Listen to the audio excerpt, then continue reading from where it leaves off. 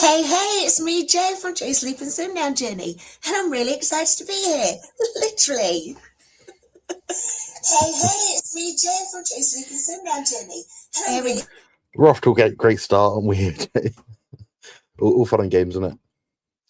Anyway, how you doing today, Joe? Let's pretend we haven't just had a conversation for about 20 minutes and talk about stuff. Yeah, well, Jonathan, it's really lovely to see you. It seems like ages. It seems like ages since I saw you, but no, I'm really looking forward to today. I am really excited. I am a little bit tired. We know that I'm suffering a little bit with a few health issues today, but I'm so glad that we're doing this one today and we're coming out. I'm coming out. I want the world to know. No, we're coming out. So I don't know if any of you have guessed. Those of you that have been watching my channel in the last couple of weeks, you know that love has been in the air. And many people have assumed it was either Nightbot or Miss Mary. Miss Mary is always the love of my life. Some put it out there that it's Jürgen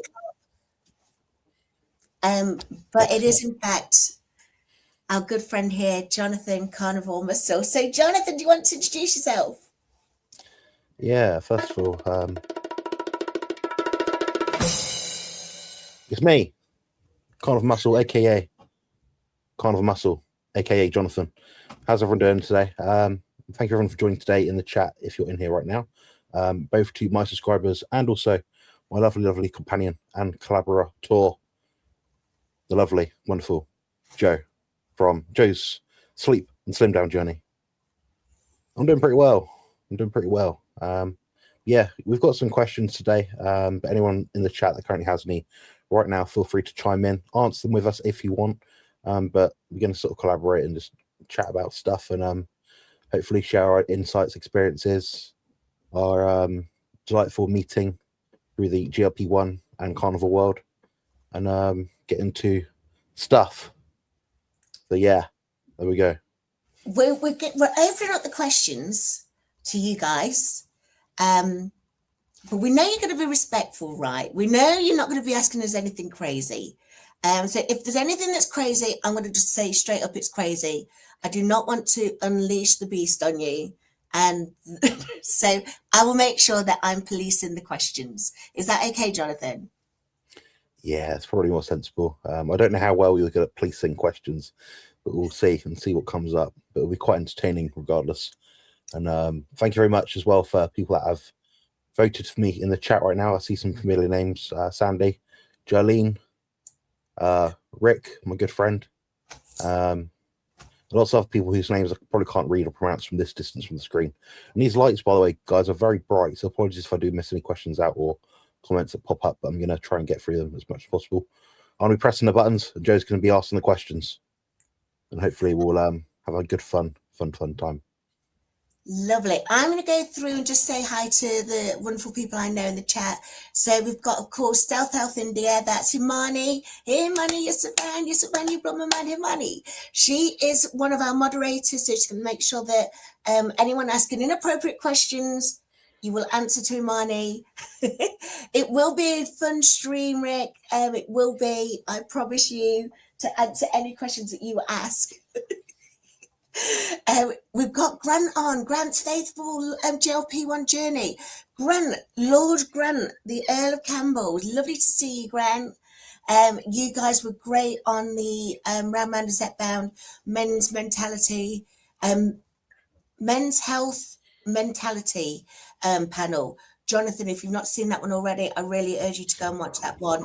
It's a fantastic space of fellas that are just finding out how to improve their lives and do it for the right reasons, because you guys, you fellas are important to us. Whether your husbands, yes, you're important to us, Jonathan.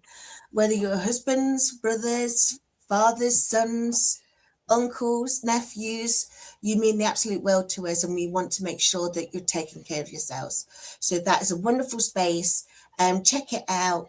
I'll probably put a link to it actually in the video description. We've got Marjorie. Marjorie is all the way from Scotland and she does some amazing poems. It's lovely to see you, Marjorie. Marjorie's looking fantastic, Jonathan. She's on a GLP-1 journey. We have Cookie in the house. I'm every woman. Cookie is our Shaka Khan. So Cookie's saying, Joe, hearts, and she's waving to you, Carnivore. You'll get to know Cookie. Cookie is an absolute riot. She's wonderful. We've got Lee. Oh my goodness, Lee. Anfield Road Layout in the loft. Lovely to see you, Lee. I cannot wait for you to finish editing your latest vlog. And I'll see you. We've got Sandy. Hi, beautiful Joe. Hi, Jonathan. I really want to sing Sandy's song. Why can I not sing Sandy's song? I will sing it a little bit later. Wondering what's going off with my my camera at the moment. It seems to be... Oh, it's because of Miss Mary. Of course, it's Miss Mary. She's trying to figure out who to focus on. Meow. Miss Mary does like Jonathan, but she's feeling a little bit neglected.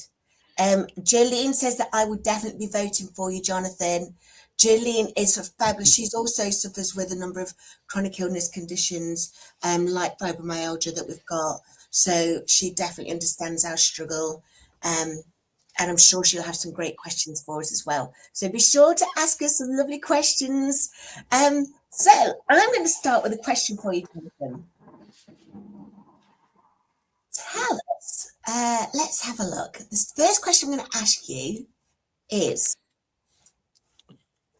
what does strength mean when your nervous system doesn't cooperate? Oh, I mean, strength is a subjective term, isn't it? It means different things, different people with different perspectives. For some people watching this right now, strength might mean getting up off the toilet to stick the TV on, to put the stream on, to put YouTube on. Some people it might be like me, sitting in this chair, on recliner on loads of cushions. For other people, it might just be a simple thing of, I don't know, doing what Rick does in the chat, which means cycling all the way across town to pick up some deals from the shops, to get some groceries, some food, some big packs of meat, which he does very often. Just a shout out to my friend Rick, and that's Charger Mopar. I'm going to try and find his comment in the chat if he's still on here. He actually does some videos which are, I'm saying he kind of makes them personally for me in a sense. So when I was younger, and I say younger, I mean like a couple of years ago, I was a bit healthy, a bit fitter, a bit more able. I could cycle around everywhere. I need to go to the gym, to the shops, whatever. I used to enjoy that. I could, like, you know, the wind breezing through my beard a little bit. Because I used to love cycling everywhere. That's what I used to do when I was younger. But I can't do that anymore. So what he does is he sticks his phone like that. I don't know if his phone's this good, but he's certainly got an iPhone, which is very cool. And he sticks it in his pocket, in his shirt pocket, and he just records and talks as he's cycling. And he does loads of these videos each week, and I struggle to keep up. I download every single one of them, get a like on all of them. And what he does basically just says, you know, this is me talking about something I've noticed today or some experience I've had, talking about his life. And he's got a very interesting life for someone that basically has been following a carnivore diet for over 40 years. He lives in Florida in the US, and his whole thing is anti-influencer, which is pretty interesting. So he doesn't make content for the sake of clicks. He makes content for the sake of people that watch the content, you know, for individuals like me. And I always enjoy hearing his stories and his chats, and just seeing him sort of talk about his local community. Makes some very interesting sort of comments, but because I asked you. I'm detracting from the question. Hashtag autism. Okay. Yeah, I'll get back to it. Yeah. Strength. I mean, strength to me is doing the same thing every single day, not letting up. And it sounds a bit bizarre, like, you know, strength to do everything the same every day. Yeah. A lot of things are challenging for me, and I'm sure people in the chat as well. Like I mentioned earlier, like people with different chronic health issues. For me, it's a case of how much can I do the same thing over and over and over again to get the outcome I want. For me, that's the discipline side of it. So the discipline and strength seem to be intertwined and closely associated in terms of like their context and meaning to me. So when people talk about strength, I never really think much about the physical side of it. which is bizarre because my YouTube channel name is Carnivore Muscle. But for me, strength it's a character trait more than a physical trait. But that's just me. I mean, that's what interested me about Jo was, I guess, her character traits. You don't get to this sort of position in life where you're sort of making regular content without being strong, and sometimes being strong as well can influence others. So people that don't know about Jo's journey, she's lost a shit ton of weight. She's done it off her own back using a carnivore diet, and she also uses GLP-1s. And also people say about GLP-1s being like a cop-out or a cheat, and it's like, well, no, it's not a cheat, is it? You still have to do the work. You still have to put the food in the oven or in the grill. You still got to do this effort side of it yourself. You still got to do the effort side of it as in not eating certain foods. And Jo, while she doesn't follow what I'd call like 100% carnivore diet, she still follows a diet which is, in my opinion, very compatible with her goals, and she's able to stick to it, sustain it for a long period of time. And she probably doesn't have as many treats as I do, but you know, I'm in a different stage of my my weight loss journey or weight gain journey at the moment. I'm stuffing myself full of food, but like this, for example, full of Pepsi Max Tropical. Jo doesn't have that. She drinks a lot more sensible things than I do. Water. But stay hydrated. Water. Yeah. So that's what strength means to me. I mean, did you want to answer that question for yourself, or what do you reckon? Yeah, I'm happy to answer that question. For many of you who know my journey, and know that I was on my deathbed, I was struggling to breathe, I couldn't walk, I was struggling to sleep. My heart was just struggling. My heart's still struggling. But with all of those things, I had hope. I had hope that something good was this way coming. And it sure did. And I think with the GLP-1, that the thing that I'm finding with the GLP-1 is it allows me to, so I've been carnivore for 10 years and I've been doing 1 meal a day for 3 years. It's 4 years soon, 4 years from April. But what I was struggling with was inflammation, and the inflammation was also coming from the fact that I wasn't sleeping. Well, now I'm sleeping. The GLP-1 is handling the inflammation, and then the carnivore and the 1 meal a day is handling the food choices. So that's why I've lost 111 pounds in just over 9 months. Although the last 3 weeks, the weight hasn't really moved anyway. But at the same time, I've not been feeling very well the last 3 weeks. So I think that doesn't help as well. We find, I know Jolene will say this as well, is that we do suffer with the water spikes, the water retention spikes whenever we're feeling unwell. Jonathan, could you just elaborate on what your chronic conditions are before I get to the next question? Sure, yeah. This will probably surprise a lot of people because I'm one of those awful people that don't look like they suffer in the way that they do with different conditions, which is double-edged sword. Helpful means I can present myself and appear normal, but very unhelpful when it comes to actually explaining things to people because they don't see it. You know, it's not like I've got obvious things. I've got scars on my body, loads of scars, but they don't really speak the story. So I'll just briefly go over it. So I was diagnosed with chronic fatigue at the age of 14, which means things get really tiring and I've got to be very organized. Very, very, very organized. And Jo's managed to spot that and work around that and work with me on that, which is really cool. So I appreciate that, Jo. Other things as well. So I had a failed spine fusion surgery about 3 years ago that left me with a condition called CRPS type 2, which is a multifaceted condition which affects your nervous system and is probably easily the most painful condition in the world. It's a real bastard to live with. And I say that deliberately because it is a real bastard. It is really fucking shit. But I'm still here over a year, or nearly a year later than I anticipated, which is all thanks to the Carnivore community online. So I'm very thankful for that. And there's people in the chat right now like George who contribute towards that. So that's George Goodenough who's in the chat, and his name might pop up on the screen a little bit as well. The other conditions I live with are autism, so autistic spectrum disorder, not Asperger's syndrome. That is not anymore. There's no longer a diagnosable condition under the DSM-5 guidelines. Effectively, if you have autism, you have autism. It's just the the traits or symptoms you display can be very different. I'm fortunate in that I can communicate very well compared to a lot of autistic people, which makes me, by default, the carnivore autistic person in this space. So I have to advocate a lot harder than a lot of other people for my condition, not just myself, but for other people as well. There's very few autistic people in the carnivore community, so I try to make content around that and speak openly about that and how the carnivore diet can actually improve symptoms of that. Other things as well that I live with, other than a lot of battle scars from different surgeries. I mean, currently undergoing a diagnosis potentially for a functional neurological disorder, which all these things, guys, I think they're just related to pain other than autism, which is a neurological defect. So that means that I live a very specific way, and I have to live a very specific way. It's a condition you have to survive, and affects all of my nervous system. So the sensory side of things, the mental side of things, the fatigue side of things, sleep.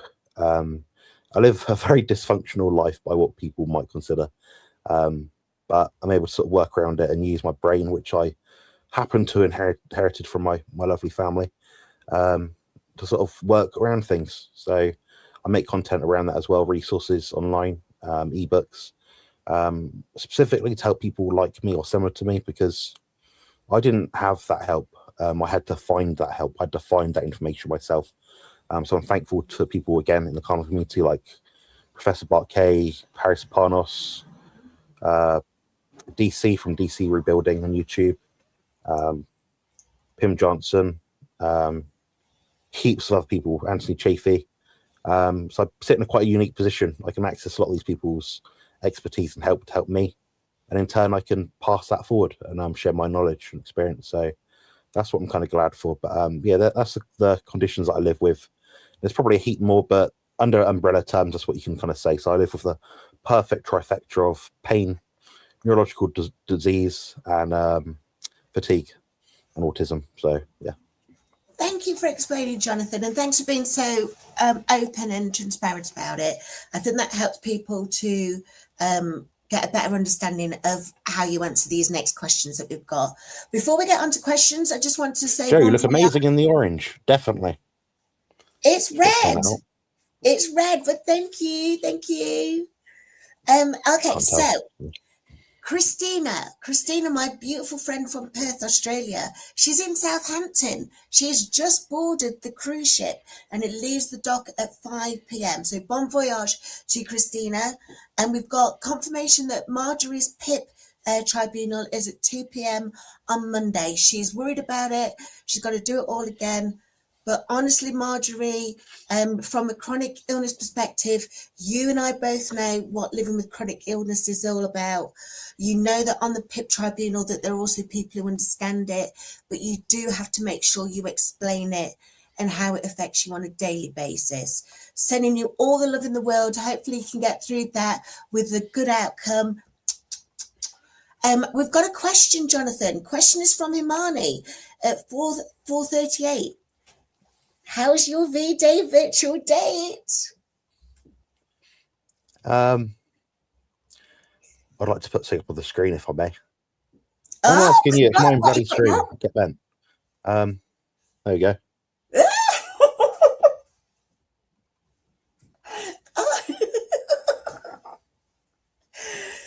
Jonathan, you're so cute. There we go. Is that one? Yeah. So yeah, it went splendidly. Joe had a whole meal that was that big. I had 2 meals in one because I think I fell asleep when I had to get some food down. But effectively, Joe was off rambling about something, and I was just like, probably matches what it'd be in real time anyway. So yeah, I mean, what did you have? I had salmon, beef, and chicken, and a load of other stuff. You had salmon, yeah. What did Miss Mary have? She had salmon as well. Miss Mary was feeling the ambiance because Jonathan had done a lot of work to make sure that the ambiance was really cute. And I keep saying cute, but I'm saying cute because I feel like that every time I think about it. It was so lovely. I can't say anymore because I'm blushing. I'm blushing as well, but I'm also wanted to say thank you to Jolene. Jolene has sent us a $9.99 super chat. Thank you, Jolene. Jolene, you are Thank you very much. wonderful. You are wonderful. And Jolene also suffers with a trifecta of troublesome ailments. So we're sending all our blessings, our positive vibes, our good energy over to you, Jolene. Um, and thank you so much for being a huge part of this community. We was watching Evelyn's live earlier, weren't we, Jonathan? Yeah. Uh, I was not watching apparently. I didn't introduce myself, but Jonathan had said hi, and I think I joined the same time Jonathan did. I was like, they're going to be sick of us two joining together. So I heard all the things that everyone was saying to Jonathan about the two of us. So I did hear that, but I also heard that Jolene is in fact the phenomenal supporter and cheerleader across the GLP-1 community. Jolene is an angel. She's an angel, and I adore you dearly. Okay, so let's have a look. What other questions have we got? I can see George is saying two of my favourite people on a Friday afternoon. What a treat. So here's a great question for you, Jonathan. Christina, 442. We've got to answer this question before the ship leaves the docks. I have a question about creatine. I only take 3 grams on days I work out, about 3 times a week. Would you recommend it be taken every day? And if not, why? Good question. Cognitive benefits has been used and studied up to about 20 grams per day. If you're a lighter individual, a young lady, perhaps a small young lady, maybe 10, 15 grams. In the case of a carnivore diet, if that is what you're following, you probably don't need that nearly that much. But yeah, if you're just an average person following a diet, perhaps on a GLP-1 journey, whole unprocessed foods, 3 grams a day will be beneficial for sure. Ideally every day. Some people have stomach discomforts, they might spread it out throughout the day. If I'm honest, if you're using it for the sake of athletic performance, it is virtually useless unless your goal is to gain weight for the sake of powerlifting, in which case it might add maybe half a kilo, maybe up to 2 kilos to your body weight, just through more intracellular muscular hydration. Outside of that, it's useful for top end performance in athleticism, such as sprinting, and high intensity training in a resistance training sort of fashion in a gym, perhaps. But it's only real use in that instance as if you're doing top end strength sports or athleticism. So you're sprinting, you're lifting a very heavy weight, but it's only in the last few repetitions that actually is viable as a compatible human resource or substrate for energetic demands. But outside of that, you probably don't need to supplement it. But it's cheap enough that you can use it, and it has been very well studied in scientific literature. So yeah, if that's what you're taking, Karen, taking it, I might suggest just taking it every day over 3 times a week. It doesn't really matter what time of day you take it either. So just have it. If it's in your diet, it doesn't matter. Whenever, pre or post workout, or during the day, first thing in the morning, last thing at night, it doesn't matter at all. But yeah, that's my 2 cents. What do you reckon, Joe? Do you use it or nah? I don't use it, but I eat a lot of meat, so I don't use it. I also have chronic kidney disease, so I have to be aware of creatinine. I don't know if it's got some sort of derivative. I don't know. You're the science guy. Tell me about creatine and creatinine. Well, I happen to be an absolute world expert on kidney function nowadays. What you'll find, Joe, is it'll basically produce a false positive in your blood test, i.e., creatine can turn or convert into creatinine in the body, which is excreted through the kidneys. Is it harmful? No, it's just an enzymatic marker, meaning you've taken something in and it's chucked something out. Funnily enough, actually, without getting into too much individual personal detail, a family member was recently in hospital overnight, and they had, I believe, elevated CK or creatinine kinase levels within their blood. That's usually only indicated as a problem if a person is not resistance training or has not been doing that within the same sort of time span that they had the blood test done and they found an elevated CK marker. What I would say is that if you're someone like Joe and that you're regularly perhaps having kidney tests, it can read a false positive, as in it'll show up in your urine or blood. But it's not necessarily a bad thing. It is a byproduct. So Ideally, if you've got too much in your body will just excrete it. But for some people, it can be a bit taxing, perhaps. Although it's a non-issue for the vast majority of people, in my opinion. So yeah, that's kind of my point of view on that one. Fantastic. Just looking through the comments, I can see we've had lots of lovely more people joining, like Keisha. We've had Laurie join. Laurie has said, "Hey, Jonathan, has anyone ever told you you are handsome?" My mum. Well, no, she didn't say that at all. I tell him, Laurie. I tell him every day. Joe told me that a few times today, I think.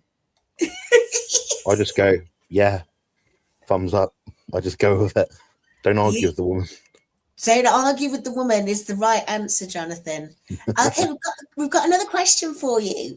This is from Grant. This is Lord Grant, Earl of Campbell. He asks, what does the BSc stand for on your name, Jonathan? Also, Joe is a great lady right here. Thank you, Grant. BSc. It stands for Bachelor of Science. Some people put it in their name, so it basically emphasizes that someone's got a degree in something. Me personally, I only put it in my name because when I say something clever on the screen, people often will comment below and say, "You don't know what you're talking about. You're not qualified." And it's like, well, actually, I am. And here's my Instagram. Here's me collecting my degree on stage in front of thousands of people, maybe 500 people. And here's a picture of my certificate. And if you don't like it, what more can I do to prove it? So yeah, it's basically just a way of saying I do have experience in something or understanding of something. And I'm accredited under a certain body, which happens to be a bachelor's degree of science. There's a few other people in our space with similar degrees. My degree is in human nutrition. Coach Stephen Thomas, my friend, he's a blood expert, so a phlebotomist kind of expert kind of person. He has lots of expertise in other things like weight loss and diabetes management as well. He also has a BSc. His is in, I believe, health management or public health, I believe. Other people, in terms of the carnivore space online, I'm one of about 3 people who can officially call themselves a nutritionist. As in a proper nutritionist, not a Wednesday afternoon basket weaving certificate in something which cost them about 20 quid online and they did in like 2 hours. So yeah, my degree did take about 3 years, and that's just what I did. The other people are Professor Bart Kay and Pim Johnson. They're the other people that hold a nutrition degree in the carnivore space online. Other than that, that's about it for us. But yeah. Can I ask you, Jonathan, why have you chosen carnivore as somebody who is proficient in understanding nutrition? It's the most logical explanation of creating a means or supply in nutrient quality of food and choice to maximize health and performance outcomes.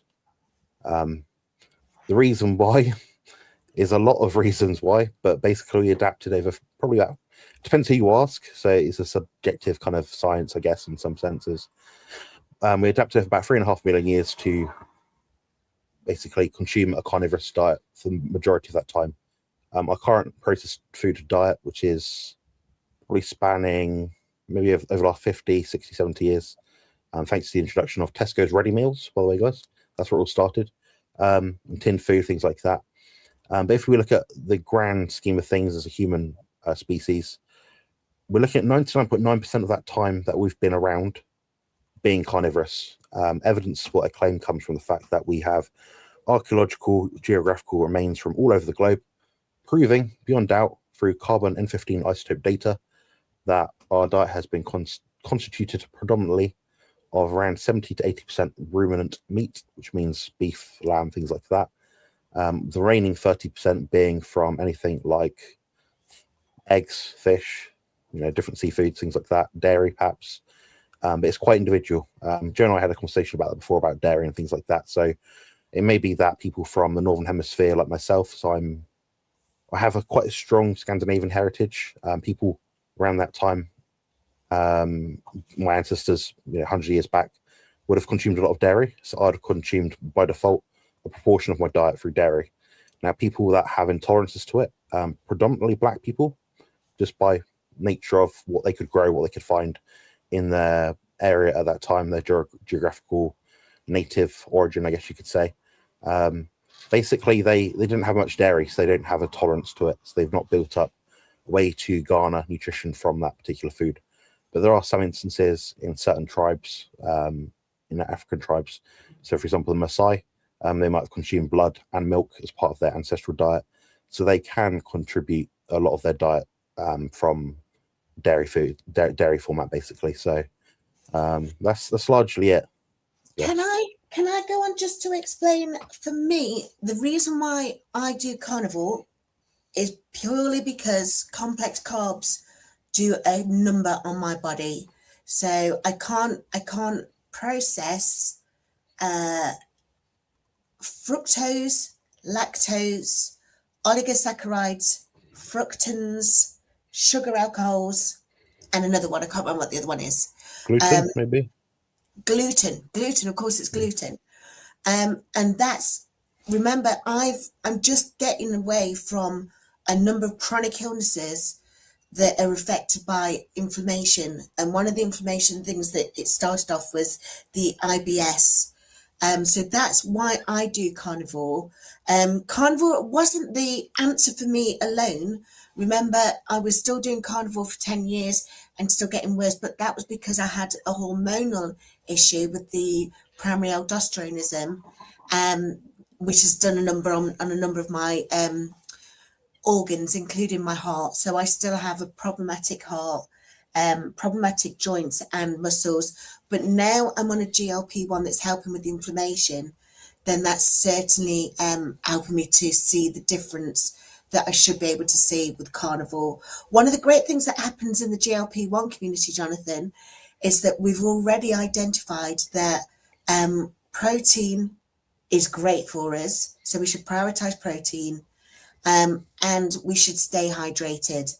In fact, can you explain it? Before you explain this, can I very quickly say, Miss Mary, Louise has just sent us a super chat.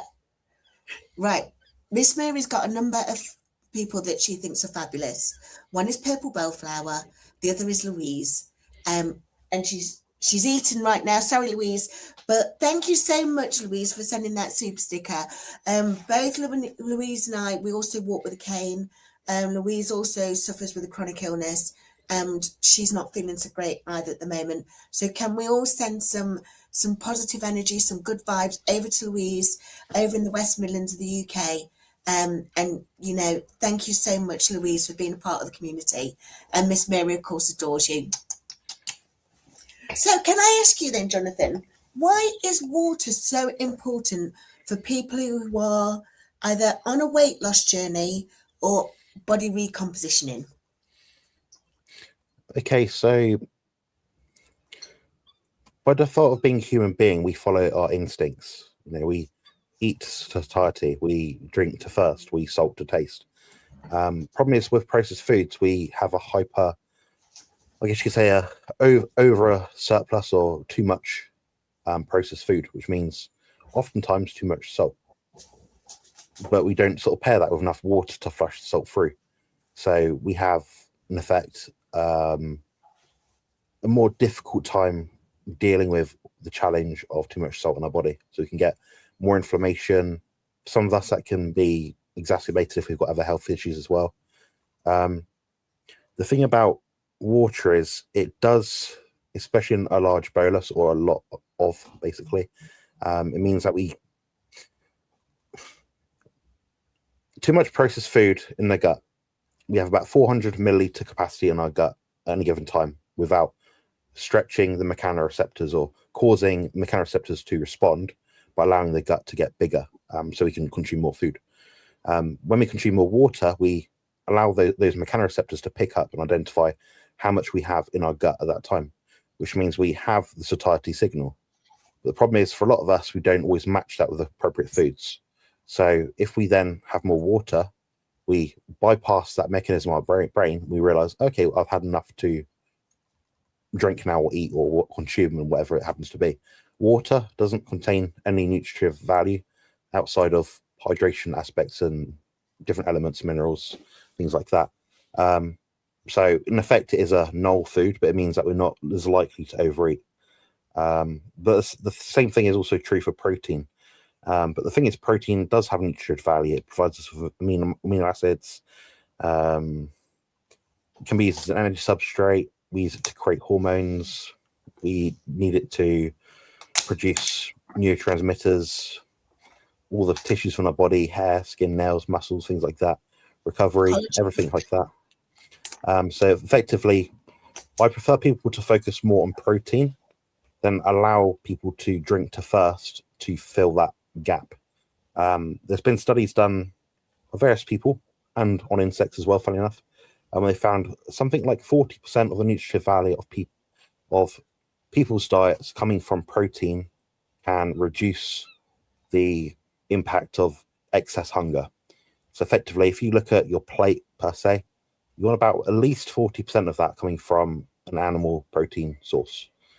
That means that you're going to get, one, the mechanoreceptors stretching the gut, so it signals to the brain that you eat enough food. They also going to get the nutrient density side of it, because protein is the most nutrient dense food there is.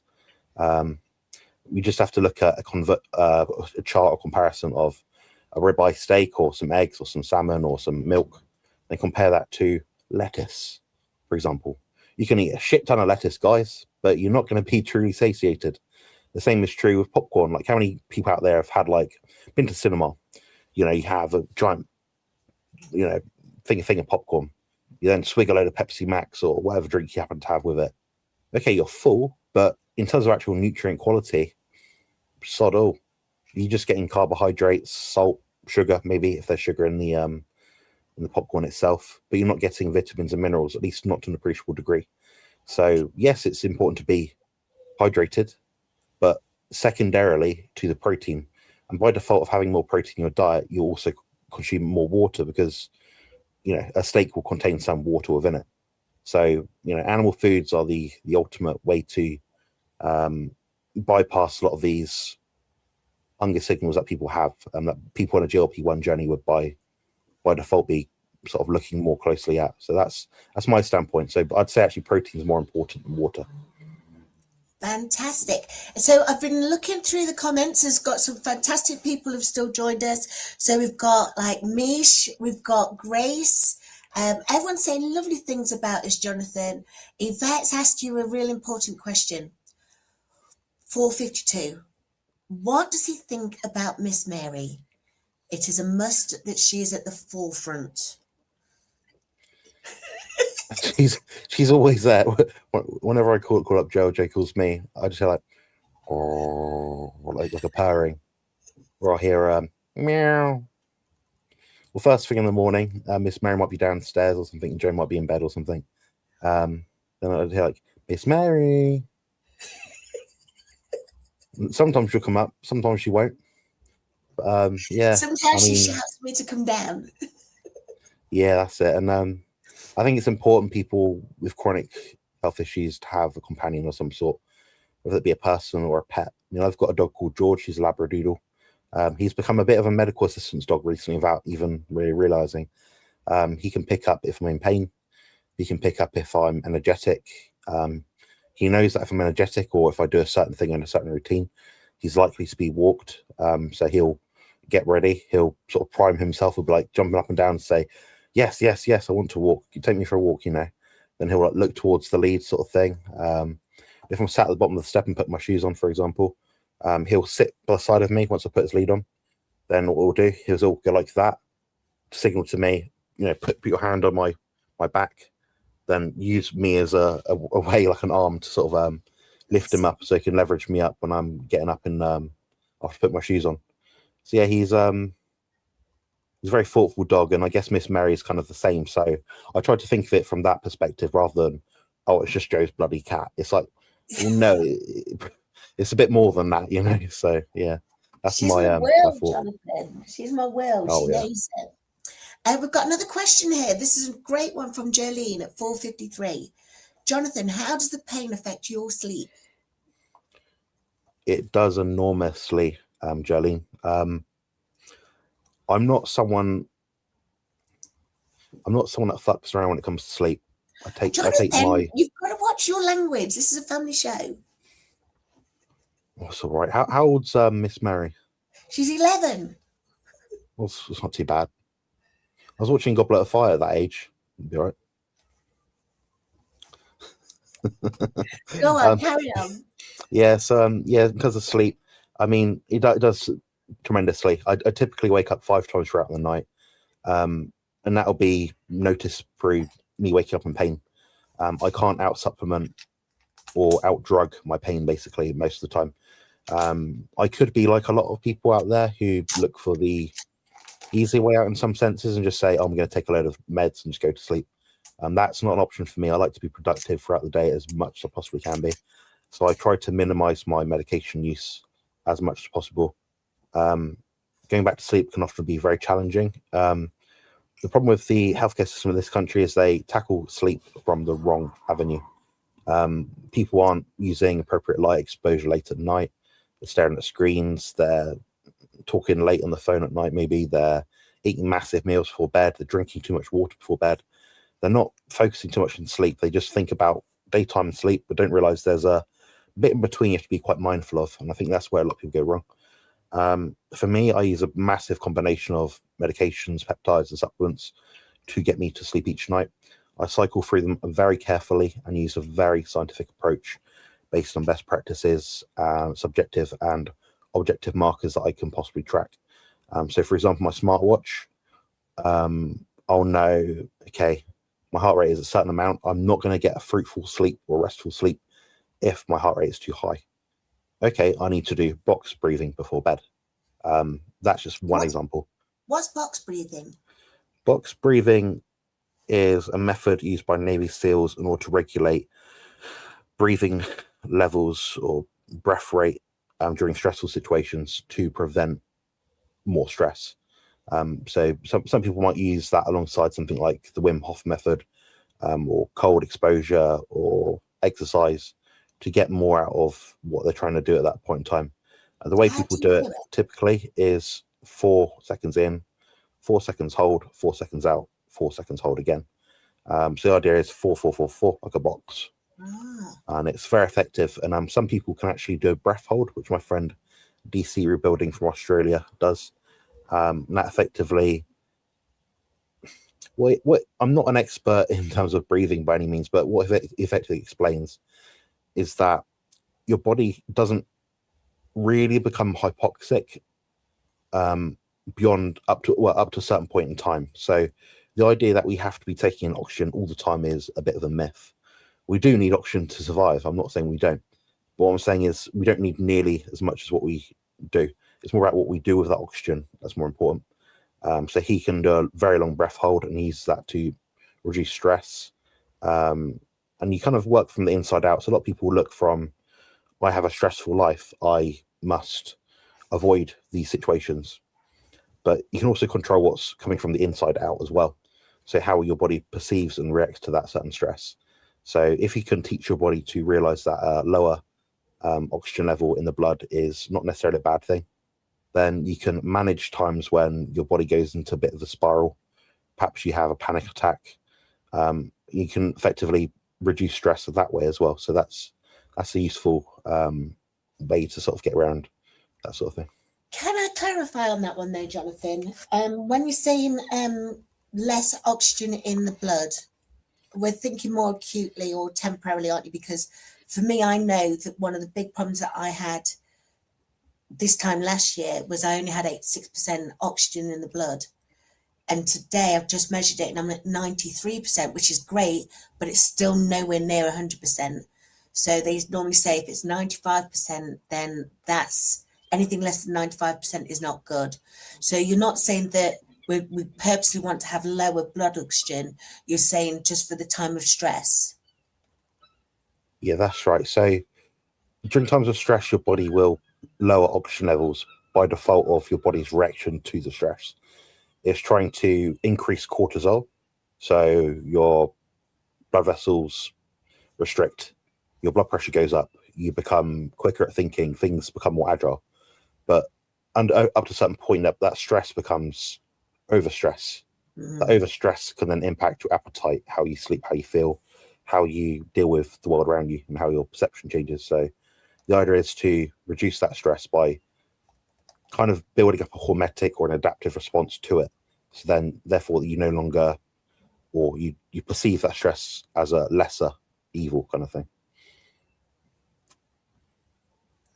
Excellent. So I'm just noticing we've got some great more people in the chat. I see Miss Nikki, and Miss Nikki, she's a similar coach to me. Coach Mean Reen. So hi, Coach.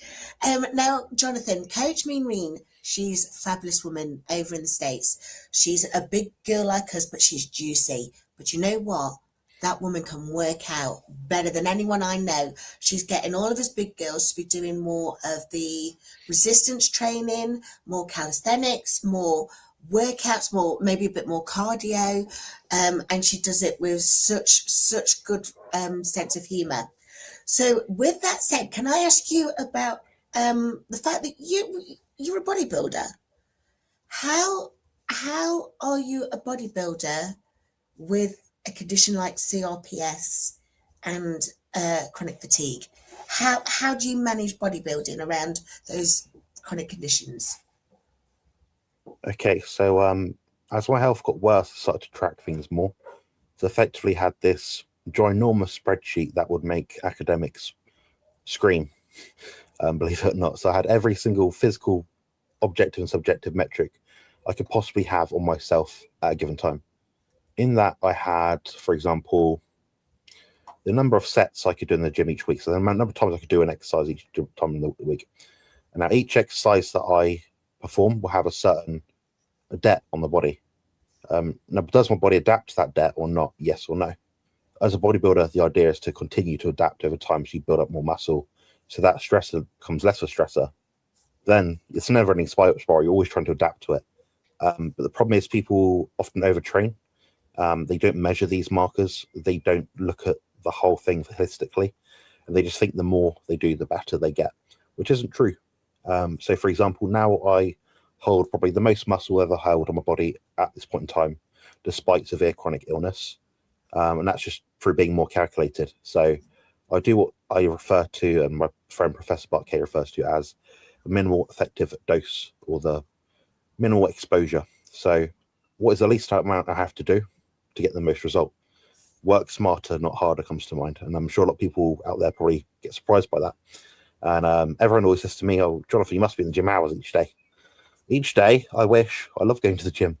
The gym for me is a massive pain inhibitor. It's one of the few ways I get to experience a bit of relief each day.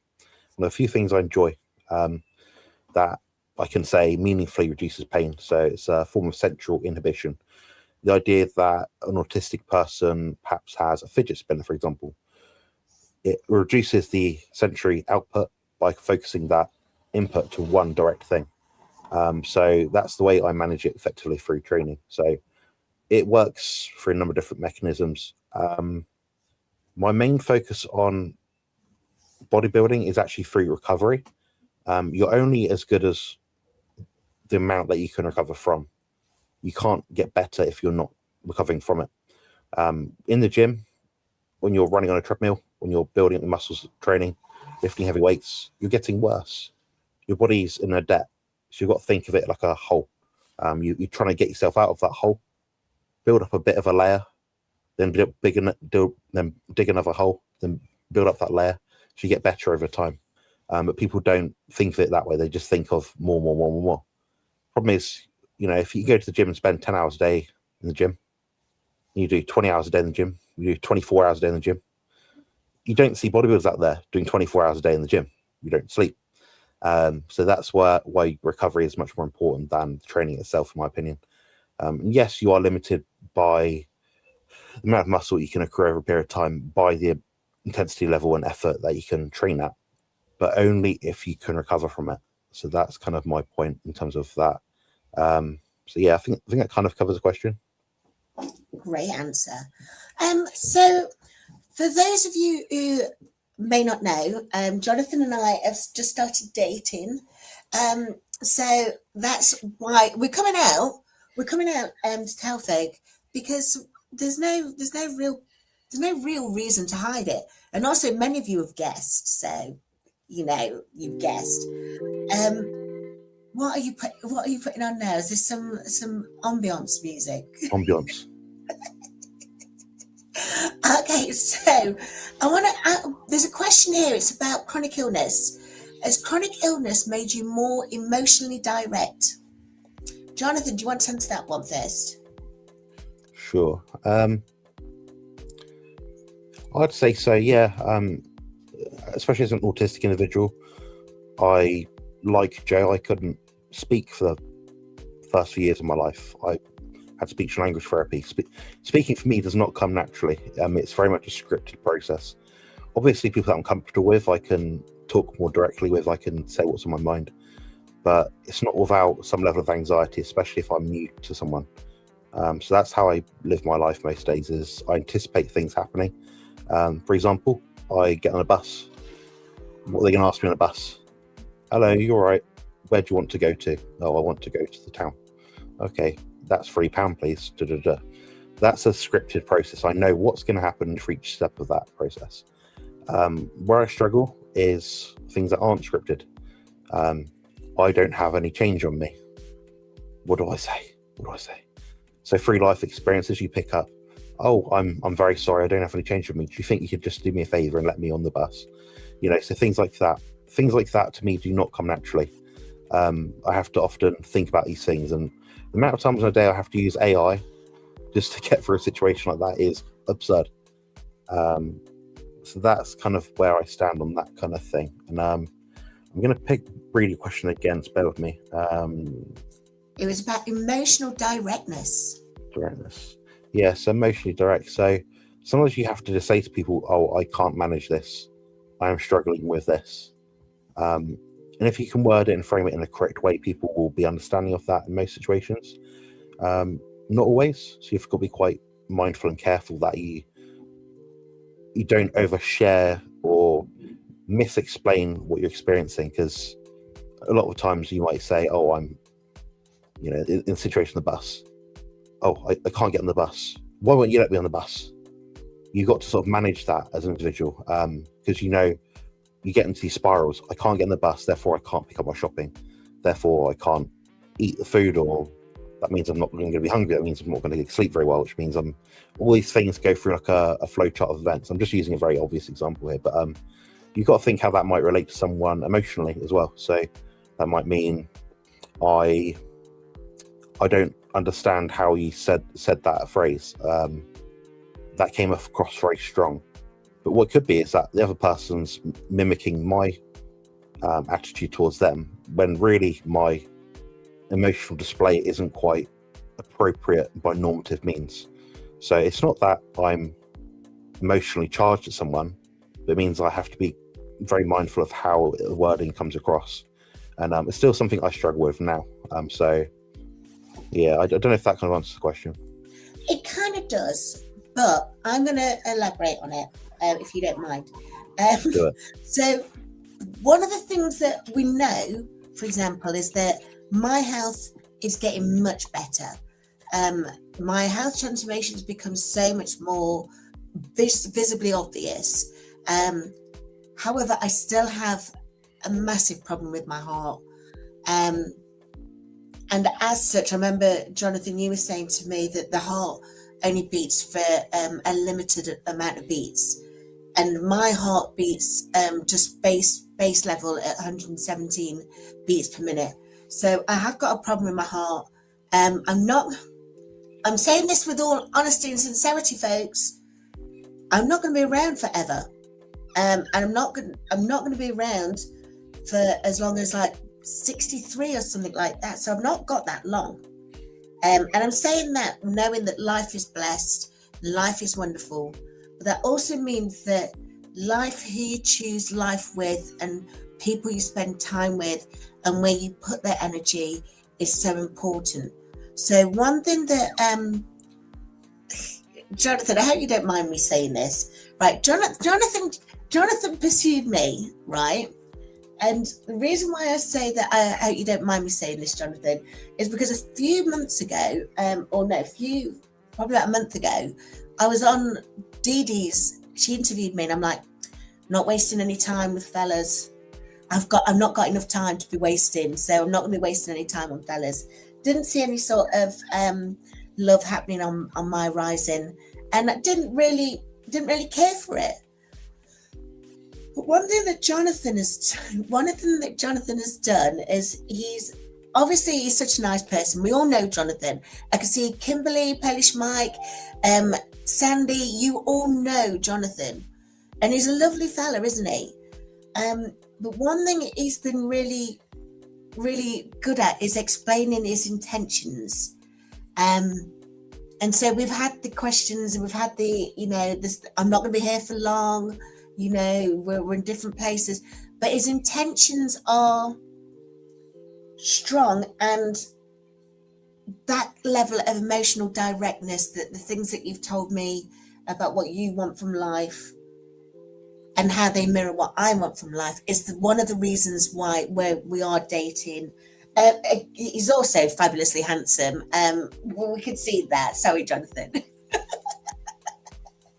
But no, I think it is. I think part of having a chronic illness means that you have to be better at communicating what you want, what you need, what you can and can't do, what even energies. I mean, one of the big things, and Jonathan, again, I hope you don't mind me mentioning this, we are pretty transparent, aren't we, now? We're putting it all out there. But one of the big things that we're worrying about is when we meet physically, because I'm still struggling with the heart thing. I'm still struggling to move places without it impacting my heart and getting the palpitations. So it's like, well, how are we going to do that? But they're questions that we're looking at and answering together, because we're having those questions raised. And that's what I like about this new form of dating that seems to be happening. I can see Evelyn is on the chat now, so she's driving but listening. So Evelyn, I know that you sent us your blessings, but it's one of the things that there doesn't seem to be any game playing, because we haven't got time for games. But also, Jonathan doesn't have the inclination. I like a game, but I'm not very good at game playing, so I like the way Jonathan is. Yeah, that's my answer. And I see Angie's here. Right, Jonathan, Angie is my sister. She's not my real sister, but she could be, because she is also a very handsome woman. And like we've already explained, my dad is a handsome man. So she could be my sister. But she's across the other end of the world. But she says she's made it alive. Hey, beautiful sis, how are you? Doing really well. Raquel wants to make sure that we're not announcing that there's a pregnancy or anything, Jonathan. So Raquel, do not worry, there's not a pregnancy. We've not met yet. We're still getting to the idea of how we're going to physically meet. So yeah, it's lovely to see folks on here. Now I've got another question for you, Jonathan. When do you tell someone about and I'm just looking at the time, and I know you struggle to sit in the chair, so I think this might in fact be our last question, but I think it'd be a really good question for you to answer for anyone else. Like we've got several people on here as well with chronic conditions. When do you tell someone about a chronic condition that you have? Do you before or after you start getting feelings? I'd say before. In my situation, it does dominate my life. It's not. I mean, my followers know who I am completely. A lot of people in the chat right now have been following me for months, if not years. Rick, for example, at Charge Mobile, he's known me for 3 or 4 years now, easily. They've seen me regress in my current state. When you spend 20 hours a day in your life lying flat on your bed, the 4 hours a day you can do anything at all for, and I mean anything. So what people do when they're watching this right now, I can do 4 hours of that a day on average, in a given span of time, 4 hours. It's very hard for me to not be transparent about that, because, oh, Jonathan, we've been talking today for an hour. Oh, Jonathan, we're talking today for 2 hours. Then self-care goes down. My beard might grow. I might look a bit like bit haggard sort of thing, I might, I don't know, forget to shower that day or something. I don't know, whatever it happens to be. Then other people start to notice. Then if you see people, oh, Jonathan, you're not wearing clean clothes today, or something like that, it becomes very obvious. You can see visually this person is not looking after themselves. So that's kind of how I can come across very specific and deliberate when I say to people, this is what I live with, this is how I deal with things. And sometimes it can inspire people, sometimes it can detract people. I think it's always important to be honest, really, because at the end of the day, what do they say? You know, in it for a long time, not a good time, sort of thing. Well, I'll be lucky to have either of those, this kind of point in time. So I've got to sort of count my blessings in a sense and manage each day and just be as effective as I can, and also not feel guilty for either. And Joe and I share that common ground in that we both understand we have our limitations and our strengths. Our strengths are actually quite similar. We're both very proactive people with the time we have and the abilities that we do have. We're both, well, maybe more Joe sometimes. We're both quite emotionally intelligent, and also quite intelligent in our sense of our understanding of our health and how to make the best decisions each day. Hence why Joe's lost over 100 pounds, and I'm a bodybuilder that steps on stage against people that aren't disabled and somehow managed to beat the crap out of them senseless. I say that and it sounds arrogant, but I do take a lot of pride in that. And anyone that knows me, especially for a long period of time, will understand why. As your body regresses as mine has, and just like my physical abilities and state, I've had to be very mindful about what I do, where I spend time. And Joe's been very considerate of that, and she understands. So I think that kind of answers the question. Yeah, I agree. I do agree. I think, as you say, I think it's important that people know your truth. You don't have to overshare, but if there's somebody who you want them to get you, I don't think you need to hide anything. And I'm a massive advocate for diverse ability. In my last job, I was like the co-deputy for the diverse abilities employment group.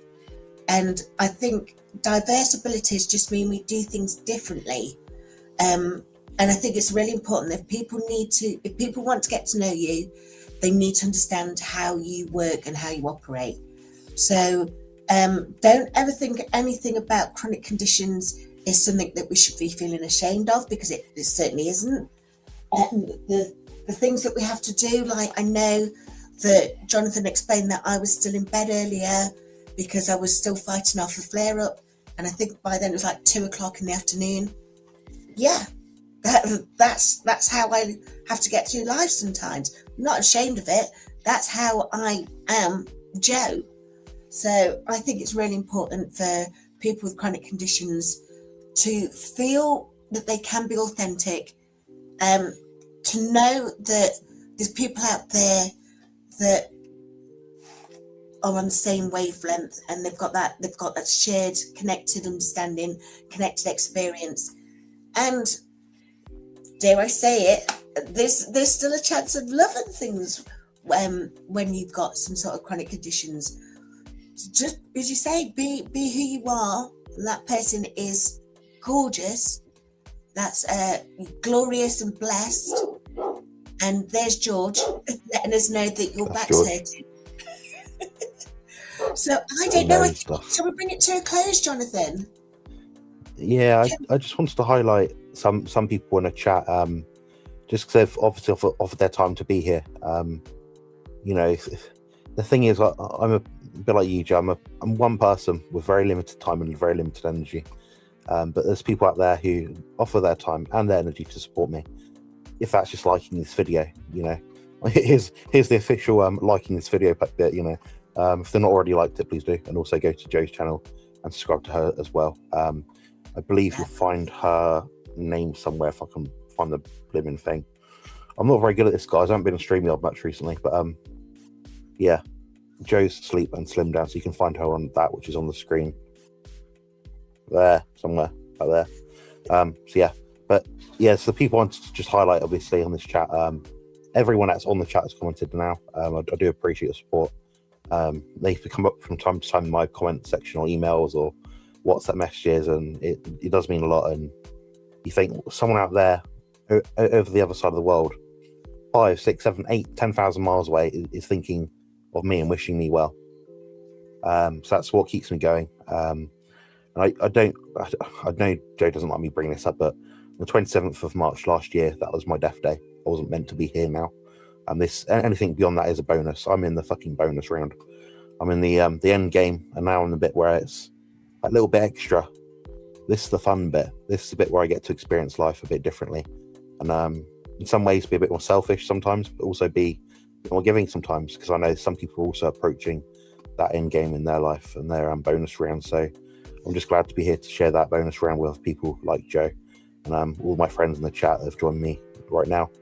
And yeah, and certainly just wanted to say as well, there is one lady in the chat who's one of my clients.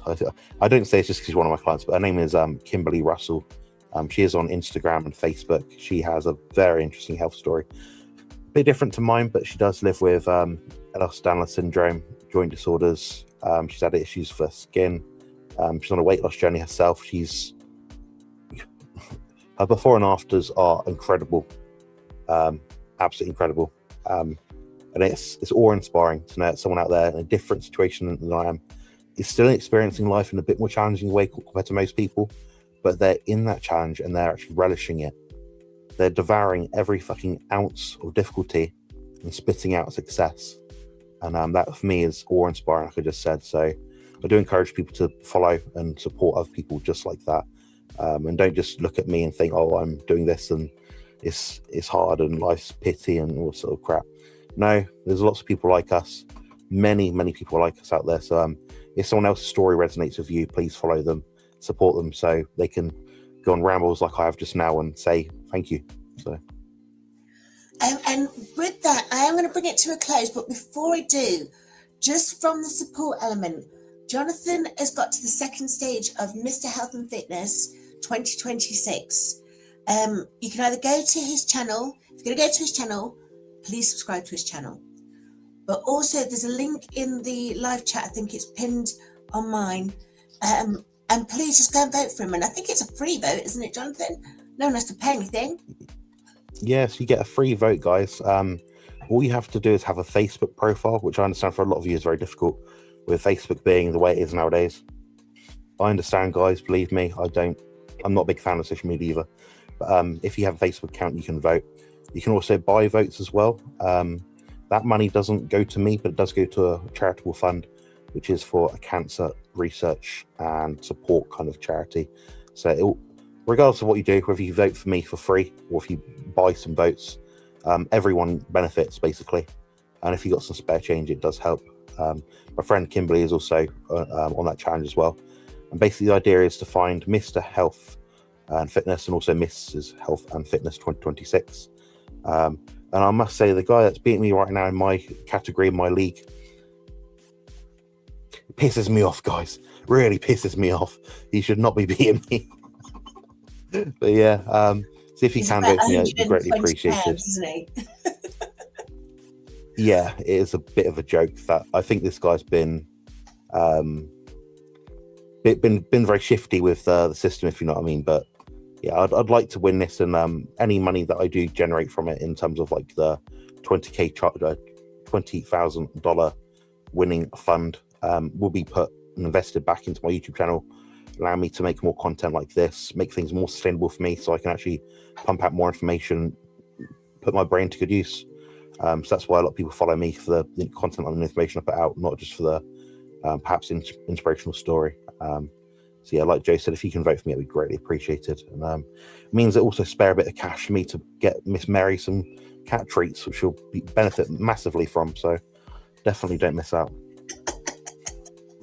Okay, folks, it was so lovely to have you join and for us to come out and reveal ourselves to you. I could see, I did say I was going to sing for Sandy, but I don't think she's here anymore. So I'm going to let folks go. Thank you all so much for being here. Have yourselves a wonderful weekend. It's my nephew's birthday this Saturday, so if he's out there, happy birthday, Lewis. Lewis has vetted Jonathan. Lewis has given Jonathan the all clear, so we're good to go. Okay, you guys take care. Jonathan will let you go so you can get out of that chair. Cheers, guys. Have a good one.